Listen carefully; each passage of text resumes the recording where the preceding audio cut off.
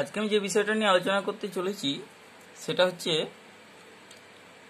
তার প্রথমেই রয়েছে তেজস্ক্রিয়তার ফলে মৌলের রূপান্তর।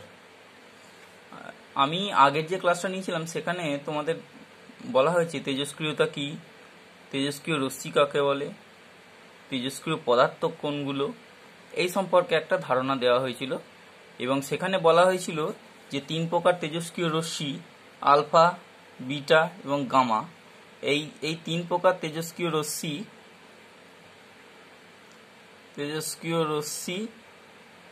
তেজস্ক্রিয় পদার্থের নিউক্লিয়াস থেকে নির্গত হয় এবং এও বলা হয়েছিল যে আলফা, বিটা, গামা কিন্তু একসঙ্গে কোনো তেজস্ক্রিয় পদার্থের নিউক্লিয়াস থেকে নির্গত হয় না। আলফা অথবা বিটা নির্গত হওয়ার পর ওই নিউক্লিয়াস উত্তেজিত অবস্থায় থাকে, তখন সেই উত্তেজিত অবস্থায় থাকা যে শক্তি সেটা বিকিরিত হয়ে যায় গামা রশ্মি হিসাবে। এখন এই যে তেজস্ক্রিয়তার ফলে মৌলের রূপান্তর, তেজস্ক্রিয়তা একটা নিউক্লিয় ঘটনা। অনেক আগেই বলা হয়েছে যে তেজস্ক্রিয় পদার্থের নিউক্লিয়াস থেকে যখন আলফা, বিটা, গামা রশ্মি নির্গত হয়ে যায় তখন তেজস্ক্রিয় মৌলটা সম্পূর্ণরূপে নতুন ধর্মবিশিষ্ট নতুন একটা মৌলে পরিণত হয়ে যায়। এইগুলো ধারণা আমাদের আগের ক্লাসে দেওয়া আছে যে নতুন মৌলে পরিণত হয়ে যায়। এখন প্রশ্ন হচ্ছে এই যে আলফা, বিটা বা গামা এগুলো যদি কোনো মৌলের নিউক্লিয়াস থেকে বেরিয়ে যায়, কোনো তেজস্ক্রিয় মৌলের নিউক্লিয়াস থেকে বেরিয়ে যায়, তাহলে নতুন যে মৌলটা তৈরি হলো বা নতুন যে মৌলের পরমাণুটা তৈরি হলো তার কি পরিবর্তন হবে বা সেটা কি রকম ধরনের মৌল হবে বা তার পারমাণবিক ক্রমাঙ্ক বা তার ভর সংখ্যা কিরকম হবে সেই সম্পর্কে আমাদের এখানটা একটু আলোচনার বিষয় রয়েছে। প্রথমেই আমরা আলোচনা করব 1 নম্বর, সেটা হচ্ছে আলফা কণা বা আলফা রশ্মি নির্গমন। আলফা কণার নির্গমন অর্থাৎ কোনো মৌলের নিউক্লিয়াস থেকে যখন আলফা কণা নির্গত হবে, কোনো তেজস্ক্রিয় মৌলের, অবশ্যই তেজস্ক্রিয় মৌলের নিউক্লিয়াস থেকে যখন আলফা কণা নির্গত হবে তখন কি পরিবর্তন হবে বা মৌলটা নতুন যে মৌল পরিণত হবে সেই মৌলের পারমাণবিক ক্রমাঙ্ক বা ভর সংখ্যার কি পরিবর্তন হবে। আমরা দেখো আগের ক্লাসে পড়েছি যে আলফা কণা আসলে কি, আসলে হিলিয়ামের নিউক্লিয়াস। ঠিক আছে, হিলিয়াম 2 একক ধনাত্মক তড়িৎ বিশিষ্ট হিলিয়াম এর নিউক্লিয়াস এবং সেটাকে আমরা এইভাবে দেখেছিলাম 2He4 বা He++, এইভাবে আমরা চিহ্নিত করেছিলাম। এখন কোনো তেজস্ক্রিয় মৌলের নিউক্লিয়াস থেকে যখন আলফা কণা বেরিয়ে যাবে তখন দেখো এরকম 2He4 একটা বেরিয়ে যাচ্ছে, অর্থাৎ 2 একক পারমাণবিক ক্রমাঙ্ক এবং 4 একক ভর সংখ্যা নিয়ে আলফা কণাটা বেরিয়ে যাচ্ছে। তাহলে এ থেকে আমরা বুঝতে পারলাম যে কোনো মৌলের পরমাণু নিউক্লিয়াস থেকে যদি একটি আলফা কণা বেরিয়ে যায় তাহলে একটি আলফা কণা নির্গত হলে পারমাণবিক ক্রমাঙ্ক 2 একক কমে যাবে এবং ভর সংখ্যা 4 একক কমে যাবে, মানে একটা আলফা কণা যদি নির্গত হয়। এবং ব্যাপারটা একটু আলোচনা করলে এইরকম হবে যে ধরে নাও একটা এক্স একটা মৌল যার পারমাণবিক ক্রমাঙ্ক জেড এবং ভর সংখ্যা এ, এটা থেকে যদি আলফা কণা বেরিয়ে যায় তাহলে ধরলাম আমরা নতুন যে মৌল হলো তার নিউক্লিয়াস এবং তার চিহ্ন হচ্ছে ওয়াই ধরলাম এবং তার যে পারমাণবিক ক্রমাঙ্ক হবে সেটা হচ্ছে এই পারমাণবিক ক্রমাঙ্ক থেকে 2 একক কমে যাবে, মানে তখন পারমাণবিক ক্রমাঙ্কটা হবে Z-2 এবং ভর সংখ্যা 4 একক কমে যাবে বলা হয়েছে। তাহলে ভর সংখ্যা ছিল A, এখন 4 একক কমে গেলে হবে A-4 প্লাস আলফা অর্থাৎ 2He4, যেটাকে আমরা আলফা কণা বলছি। তাহলে একটা আলফা কণা বেরোনোর সঙ্গে সঙ্গে নতুন মৌলের যে তৈরি হলো তার ভর সংখ্যা 4 একক কমে গেল, পারমাণবিক ক্রমাঙ্ক 2 একক কমে গেল। পারমাণবিক ক্রমাঙ্ক 2 একক কমে যাওয়ার মানে কি, আমাদের যে পর্যায় সারণী পড়েছি সেই পর্যায় সারণী 2 ঘর আগে চলে যাবে। ও পর্যায় সারণীতে এক্স মৌলের অবস্থান যেখানে রয়েছে সেখান থেকে 2 ঘর আগে এই মৌলটা বসে যাবে, অর্থাৎ এর অবস্থান আগের দিকে হয়ে যাবে। তাহলে এইটা আমরা এইভাবে বুঝতে পারবো যে কিভাবে আমরা পরিবর্তনটা হবে। এখন এইটা একটা আলফার বদলে যদি 2টো বেরোয় 3টে বেরোয় তাহলে সেই অনুযায়ী আমাদের সেই মাল্টিপল অনুযায়ী 2 এর মাল্টিপিলে কমে যাবে পারমাণবিক ক্রমাঙ্ক এবং 4 এর মাল্টিপিলে কমে যাবে ভর সংখ্যা। সেইভাবে আমাদের হিসেবটা করতে হবে। তাহলে আলফা কণা নির্গমনের ফলে কি পরিবর্তন হবে সেটা আমরা দেখতে পাচ্ছি। এবার এখানে আমি একটা বাস্তব উদাহরণ দিচ্ছি। যেমন ধরে না ইউরেনিয়াম 92-238, এই যে একটা ইউরেনিয়াম, এটা থেকে যখন একটা আলফা কণা বেরিয়ে যাবে তখন যেটা তৈরি হবে এর 2 একক ভর সংখ্যা, এই পারমাণবিক ক্রমাঙ্ক 2 একক কমে যাবে, যে থোরিয়ামের নিউক্লিয়াস তৈরি করবে। এবং থোরিয়াম 90, এই যে 2 কমে গেল, 92 থেকে 2 কমে 90 হলো, এবং 238 থেকে কমে হয়ে যাবে 234, 4 একক, এবং তার সঙ্গে একটা এই আলফা কণা নির্গত হয়ে গেল। এটাকে আমরা আলফা কণা বলছি। তাহলে এইভাবে কিন্তু ইউরেনিয়ামটা থোরিয়ামে পরিবর্তিত হয়ে যাবে একটা যদি আলফা বেরিয়ে যায়। তাহলে এগুলো বাস্তব উদাহরণ। এরপরে আমরা আসছি যে 2 নম্বরে বিটা কণার নির্গমন। বিটা কণার নির্গমন। এখন বিটা কণার নির্গমন হলে কি পরিবর্তন হবে? বিটা কণা আমরা জানি যে ইলেকট্রন, উচ্চ ক্ষমতা সম্পন্ন ইলেকট্রন, এবং তার ক্ষেত্রে আমরা বিটা কণাটাকে আমরা দেখেছিলাম, বিটা কণার যে সংকেত চিহ্নটা আমরা দিয়েছিলাম যে -1 is 0। তাহলে এটা একটা বিটা কণা।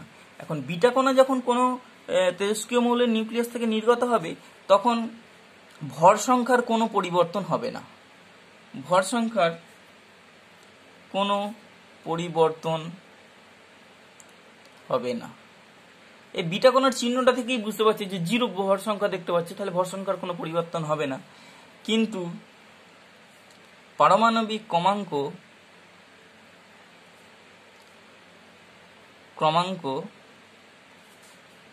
1 একক বেড়ে যাবে। ঠিক আছে, পারমাণবিক ক্রমাঙ্কটা 1 একক বেড়ে যাবে। তাহলে ব্যাপারটা বুঝে নেওয়া যাক যে একটা বিটা কণা যখন একটি বিটা কণা নির্গত হলে কি ঘটনা ঘটবে। একইভাবে আমি উদাহরণ হিসাবে ধরে নিচ্ছি যে X একটা মৌল চিহ্ন যার পারমাণবিক ক্রমাঙ্ক হচ্ছে Z এবং ভর সংখ্যা A। এখান থেকে যদি একটা বিটা কণা বেরিয়ে যায় তাহলে ধরলাম যে Y মৌলটা তৈরি হলো। তাহলে Y মৌলের ক্ষেত্রে তখন পারমাণবিক ক্রমাঙ্ক 1 একক বেড়ে যাবে। ছিল Z, বেড়ে যে Z+1 হয়ে যাবে। ভর সংখ্যা যা ছিল তাই থেকে যাবে A, প্লাস এখান থেকে একটা বিটা কণা বেরিয়ে গেল -1 is 0। এটাই বিটা কণা বলা হচ্ছে। তাহলে এইভাবে আমরা পারমাণবিক ক্রমাঙ্ক 1 একক বাড়িয়ে নেব, ভর সংখ্যা কিন্তু একই থেকে যাবে। এবং এক্ষেত্রে একই রকম যে একটা বিটা কণার বদলে যদি 2টো বিটা কণা বেরোয় তাহলে পারমাণবিক ক্রমাঙ্ক 2 একক বেড়ে যাবে। যদি 3টে বেরোয় পারমাণবিক ক্রমাঙ্ক 3 একক বেড়ে যাবে এবং ভর সংখ্যার কোনো পরিবর্তন হবে না। তাহলে এইভাবে আমরা একাধিক বিটা কণা নির্গত হলে কি পরিবর্তন হবে সেটাও আমরা আলোচনা করলাম। এখানে একটা বাস্তব উদাহরণ দেখো, এখানে যে আমরা থোরিয়াম লিখেছিলাম, যে থোরিয়াম মৌল যার পারমাণবিক ক্রমাঙ্ক 90-234, এইটা থেকে যদি একটা বিটা কণা বেরিয়ে যায় তাহলে যেটা তৈরি হবে সেটা হচ্ছে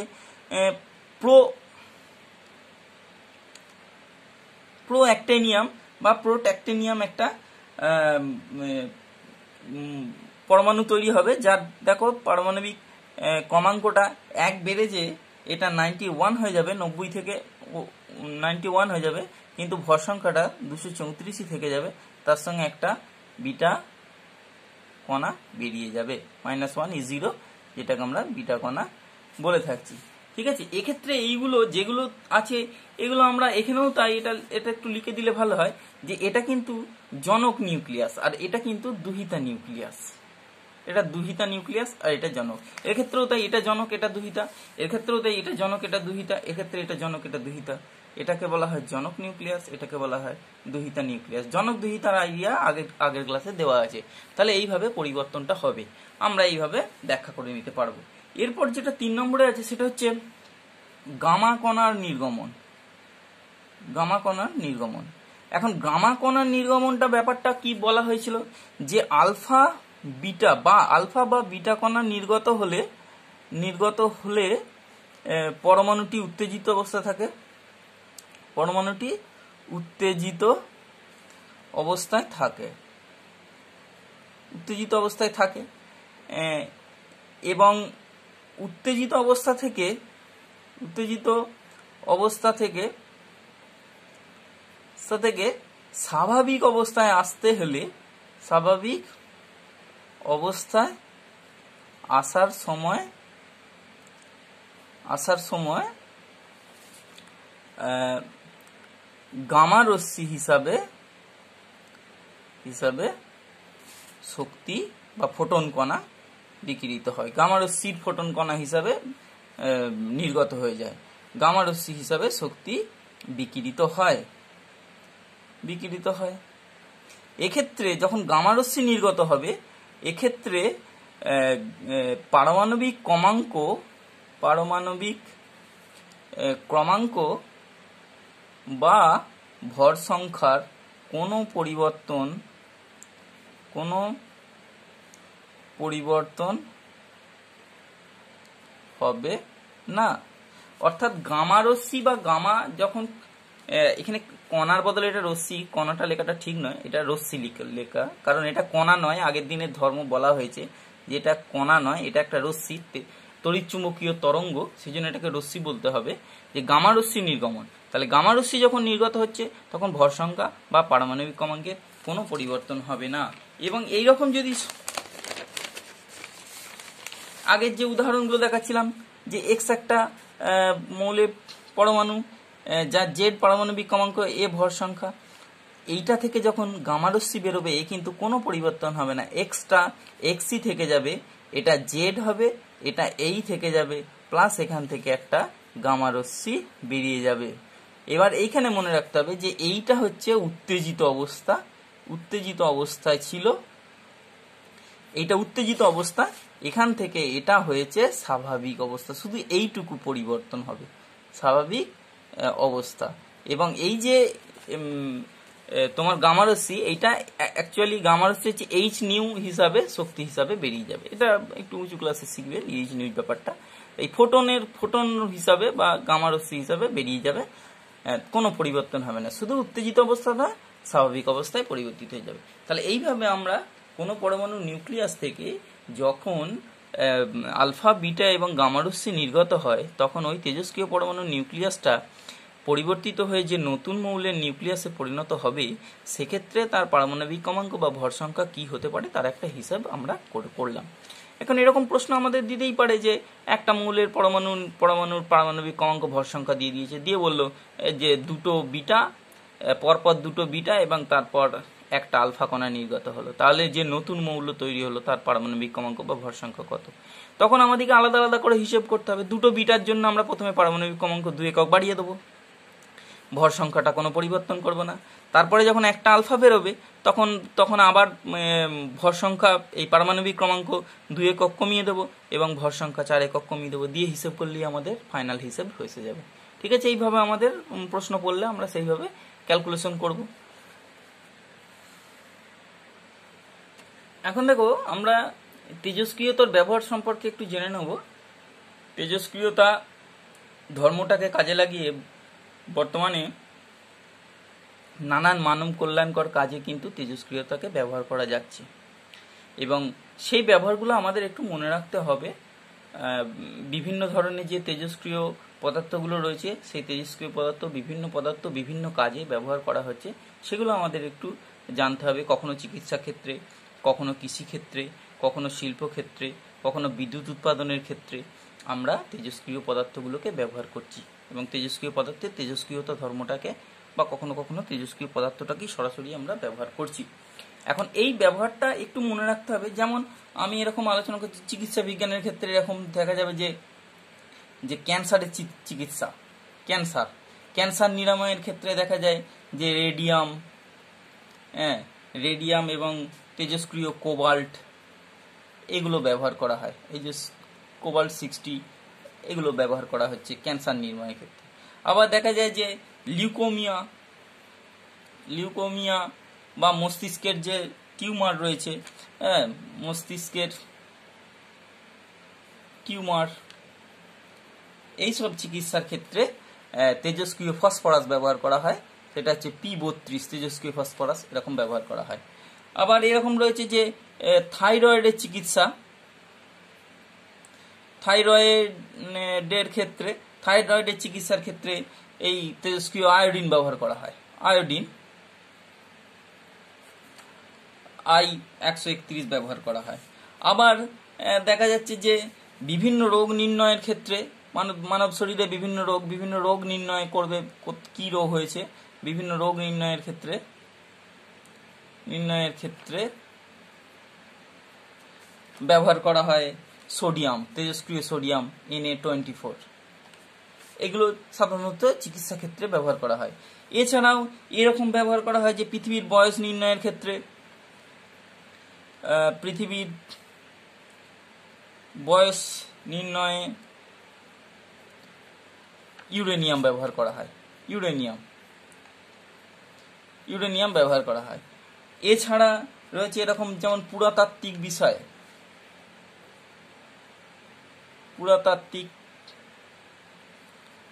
বিষয়, তারপর হচ্ছে জীবাশ্ম সম্পর্কে পরীক্ষা নিরীক্ষার ক্ষেত্রে, তারপর হচ্ছে সভ্যতার প্রাচীনত্ব ইত্যাদি জানার ক্ষেত্রে কার্বনের আইসোটোপ C14 ব্যবহার করা হয়। এছাড়া কৃষি ক্ষেত্রে উদ্ভিদের বেড়ে ওঠা বা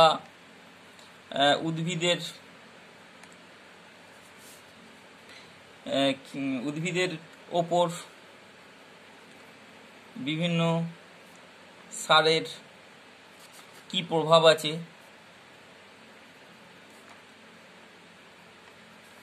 তা জানতে সোডিয়াম 24, ফসফরাস 32 এই সমস্ত তেজস্ক্রিয় পদার্থগুলো ব্যবহার হয়ে থাকে। এছাড়াও পারমাণবিক চুল্লির ক্ষেত্রে আমরা জানি যে পারমাণবিক চুল্লিতে তড়িৎ শক্তি উৎপাদনের জন্য জ্বালানি হিসাবে ইউরেনিয়াম,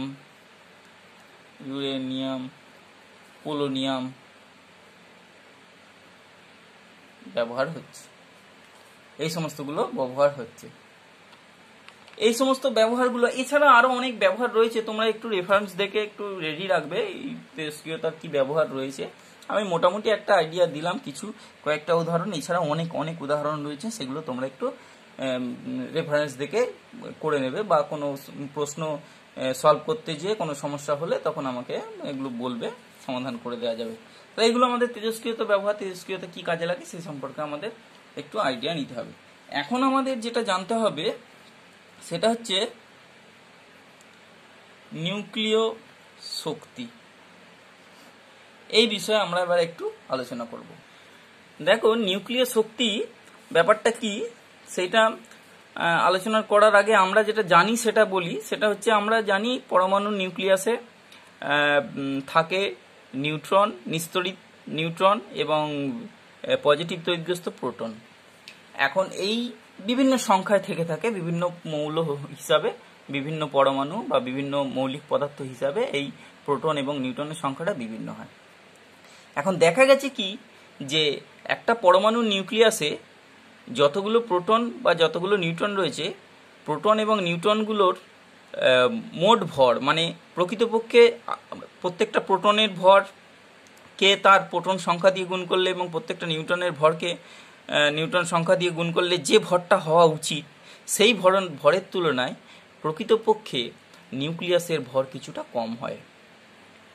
ব্যাপারটা এইরকম যে পরমাণুগুলোর, এই মৌলের পরমাণুর নিউক্লিয়াসে যতগুলো প্রোটন বা যতগুলো নিউট্রন রয়েছে তাদের যদি আমরা ইন্ডিভিজুয়াল ভর বের করি, তাহলে মোট যে ভর হবে সেই ভরের তুলনায় অ্যাকচুয়ালি যখন পরমাণুর নিউক্লিয়াসে ওরা অবস্থানরত অবস্থায় রয়েছে, সেই অ্যাকচুয়াল ভরটা কিন্তু আলাদা আলাদা করে বের করলে গাণিতিক হিসাবের চেয়ে কিছুটা কম হবে। অর্থাৎ কিছুটা ভরের ঘাটতি দেখা যায় এবং এই ভরের যে ঘাটতি দেখা যায় সেই ভরের ঘাটতিটাকেই ভর বিচ্যুতি বা ভর ঘাটতি বলা হয়ে থাকে। ব্যাপারটা বোঝা গেছে? তাহলে আমরা একটু হিসেবটা করে নিলে এরকম ব্যাপারটা দাঁড়াবে যে ধরা যাক একটা পরমাণু নিউক্লিয়াস, যার নিউক্লিয়াসে যার পারমাণবিক ক্রমাঙ্ক ধরলাম, পারমাণবিক ক্রমাঙ্ক জেড, পারমাণবিক ক্রমাঙ্ক সমান জেড, আর ভর সংখ্যা ধরলাম ভর সংখ্যা সমান এ ধরলাম। তাহলে পারমাণবিক কম্পাঙ্ক জেড মানেই প্রোটন সংখ্যা, এটাই ইলেকট্রন সংখ্যা।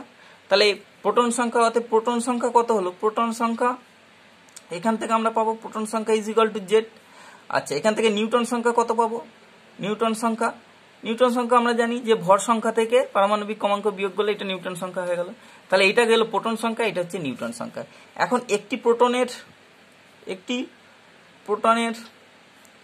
ভর ধরা হলো এমপি, একটি নিউটনের ভর, প্রকৃত ভর আর কি, ভর সমান এম এন ধরা হলো। তাহলে অতএব জেডটি প্রোটনের ভর কত হবে? জেডটি প্রোটনের ভর হবে জেড ইন্টু এমপি, এবং এ মাইনাস জেডটি নিউটনের ভর কত হবে? এ মাইনাস জেড ইন্টু এমপি। তাহলে এখান থেকে আমরা যেটা পাবো সেটা হচ্ছে নিউক্লিয়াসের প্রত্যাশিত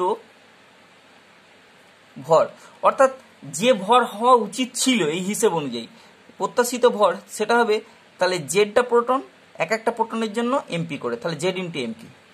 আচ্ছা, এ মাইনাস জেডটা নিউটন, এক একটা নিউটনের এমএন করে, তাহলে মোট ভর কত হলো? এটা প্লাস এইটা। তাহলে এইটা নিউক্লিয়াসের প্রত্যাশিত ভর হওয়া উচিত ছিল। কিন্তু নিউক্লিয়াসের প্রকৃত ভর দেখা যায় যে প্রকৃত ভর নিউক্লিয়াসের প্রকৃত ভর কিন্তু এম, এবং এটা এই নিউক্লিয়াসের প্রত্যাশিত ভরের চেয়ে কম। তাহলে অতএব এখান থেকে আমরা ভর বিচ্যুতি কি পেয়ে যাব? ভর বিচ্যুতি সেটা হচ্ছে নিউক্লিয়াসের যে প্রত্যাশিত ভর জেড ইন্টু এমপি প্লাস এ মাইনাস জেড ইন্টু এমএন, এইটা প্রত্যাশিত ভর। এ থেকে এই প্রকৃত ভরটা বাদ দিলেই অতটা পরিমাণ ভরের ঘাটতি হয়ে গেছে, এবং এই ভর বিচ্যুতিটাকে স্মল এম দিয়ে আমরা ডিনোট করলাম। তাহলে এই স্মল এম পরিমাণ ভর বিচ্যুতি যে ঘটলো, তা সেই ভরটা গেল কোথায়?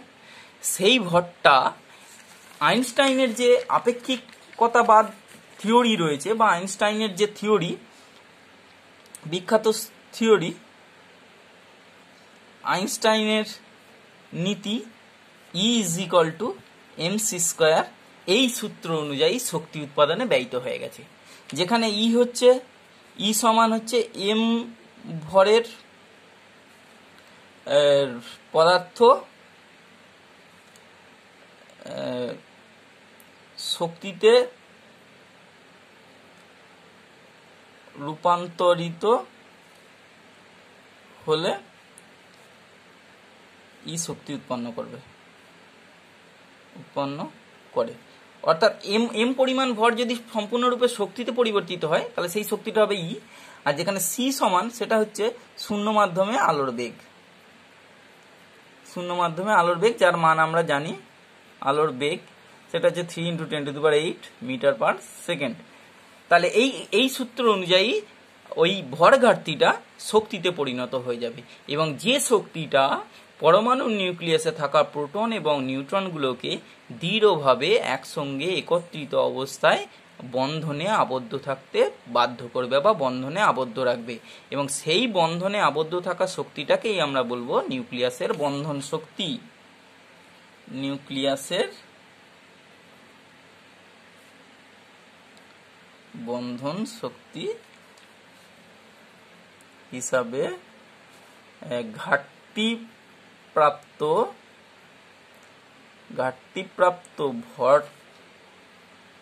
ভরটি, নিউক্লিয়াসের বন্ধন শক্তি হিসাবে ঘাটতিপ্রাপ্ত ভরটি যে শক্তি উৎপন্ন করবে তা ব্যবহৃত হবে, এবং এই বন্ধন শক্তি নিউক্লিয়াসে প্রোটন ও নিউট্রনকে একত্রে আবদ্ধ রাখতে ব্যয়িত হয়। ঠিক আছে? তাহলে নিউক্লিয়াসের বন্ধন শক্তি জিনিসটা কি দাঁড়ালো? সেটা হচ্ছে পরমাণু নিউক্লিয়াসে যে ভর ঘাটতি হয়েছে বা ভর বিচ্যুতি ঘটেছে, সেই যতটা পরিমাণ ভর বিচ্যুতি ঘটেছে সেই ততটা পরিমাণ বিচ্যুত ভর E=mc² সূত্র অনুযায়ী যে শক্তি উৎপন্ন করবে সেই শক্তিটাই প্রোটন এবং নিউট্রনকে একত্রে আবদ্ধ করে রাখবে, সেটাকেই আমরা বলবো নিউক্লিয়াসের বন্ধন শক্তি। আর ভর বিচ্যুতি ব্যাপারটা তো আগেই আলোচনা করেছি যে প্রকৃত ভর আর এক্সপেক্টেড ভর মানে প্রত্যাশিত ভর, এই দুটোর মধ্যে কিছুটা পার্থক্য হয় এবং যে পার্থক্যটা হয় সেটাই ভর বিচ্যুতি বা ভর ঘাটতি। সেটা আমরা এখানে একটু ক্যালকুলেশনের আকারে দেখিয়েছি ব্যাপারটা, তাহলে তোমরা একটু এটা ব্যাপারটা বুঝে নেবে। তাহলে এই পর্যন্তই আমাদের আজকের আলোচনা হয়ে রইল।